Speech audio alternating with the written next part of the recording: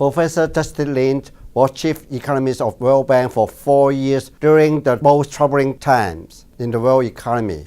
He is also a highly distinguished economist on the world stage. He joined us today in Hong Kong to talk about the Chinese economy and its relations overseas. Professor Lin, welcome. And you always maintained that China can keep a very high growth rate of 8% over the next 20 years. Well, I think China has the potential to grow at 8% in the coming 20 years. And the reason why China has the potential because China still has a large advantage of backwardness. That means latecomer countries in the process of economic upgrading structural transformation. They can learn from the developed country and to reduce the cost of innovation, to reduce the risk of innovation. The newest data I have for China was 2008. And in that year, the labor of China's economic development was the same as Japan in 1951, Singapore in 1967, Taiwan in 1975, and Korea in 1977. And on the same level of economic development, other East Asian economies that tap into the potential of advantage of backwardness in their process of industrial upgrading, technological innovation. And for Japan, it maintained 20 years or 9.2% growth rate. Singapore, 20 years, 8.6% growth rate. And Taiwan, 20 years of 8.3% growth rate. Korea, 20 years of 7.6% growth rate. We know that mainland China, after the reform in 1979, followed the same pattern of the economic development in the process of its industrial upgrading, technological innovation. And if the same potential allow Japan to realize 9.2% growth rate for 20 years, Singapore 20 years of 8.6%, Taiwan 20 years of 8.3% growth rate, Korea 20 years of 7.6%. Then I think that there must be potential for China to have 20 years of 8% growth rate. Are there any necessary reforms for China to implement it in order to realize its potential? Certainly, that's the potential. And if you want to realize the potential, China needs to do many things. One thing is that they need to complete the transition from a planned economy to a well-functioning market economy. At the same time, the government needs to play the facilitation role in the process of industrial upgrading, technological innovation. Like any other developed country, their government also play their facilitation function in their industrial upgrading and technological innovation.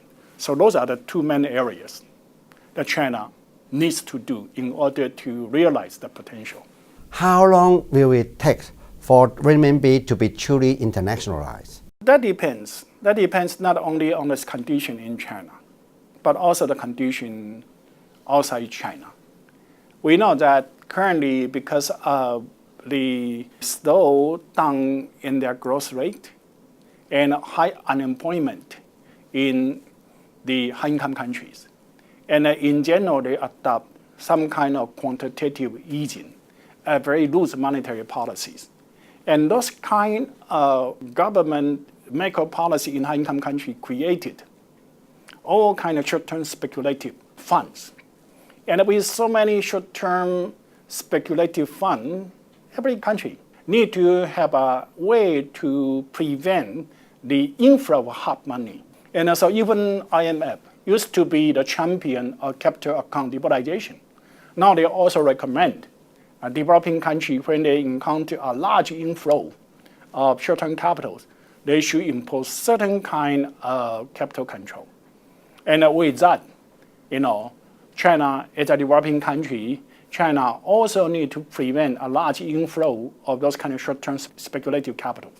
So how fast the total liberalization of China's capital account or the total comfortability of Chinese yuan very much depends on not only the policy in China, but also the policy outside China. How would you see China's role in the world economy as the country's economy evolve? Well, certainly that if China can maintain the economic growth, tap into those 8% growth potential, on the one hand, Chinese economy will become larger, but it will be a very important contribution to the global economy because currently the main challenge in the world is growth because the only way out for the trouble in a high-income country, no matter it's Eurozone, it's US, or in Japan, the most important thing is to have a strong demand outside their country.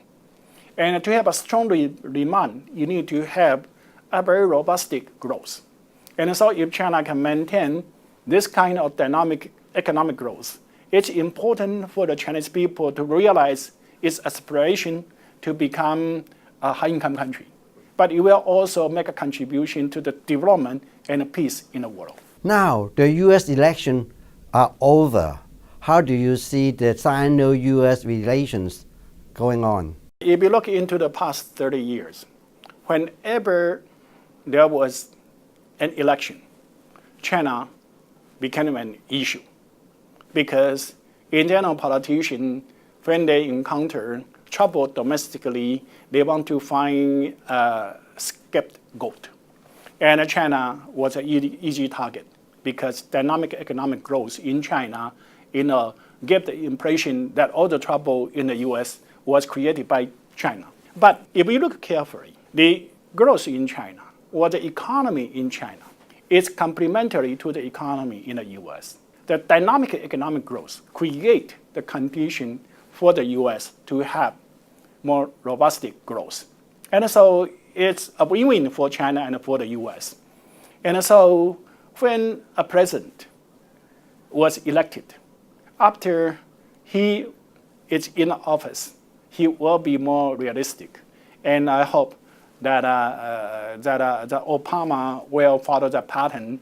And certainly we need to wait and see. But we do have some confidence based on the past experiences in the history. Because it's a reality. It's a truth.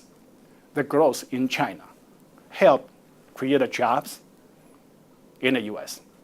The growth in China helped reduce the needs for social spending in the US.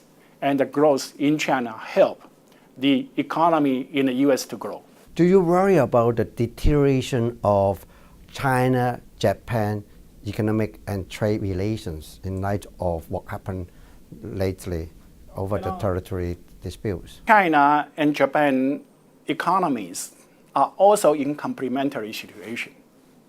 The growth in China will help the growth in Japan because Japan exports mainly capital goods and the growth in China will require the capital goods. And Japan will be a beneficiary of China's growth. Not only so, Japan produces high-end luxury goods, and China's growth will create more larger middle-income class, and they will import more of the consumption goods from Japan. And that is very important for Japan to get out of its lost decades.